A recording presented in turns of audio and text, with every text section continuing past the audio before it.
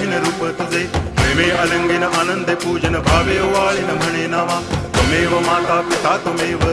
बंधुश्च सखा त्वमेव विद्या द्रविणं त्वमेव सर्वं मम देव कायेन वाचा मनसेन्द्रियैर्वा बुद्ध्यात्मना वा प्रकृति स्वभावात् करोमि यद्यत् सकलं परस्मै नारायणायति समर्पयामि अच्युतं केशवं रामनारायणं कृष्णदामोदरं वासुदेवं हरि गिरिधरं माधवं गोपिकावल्लभं जानकीनायकं रामचन्द्रं भजे हरे राम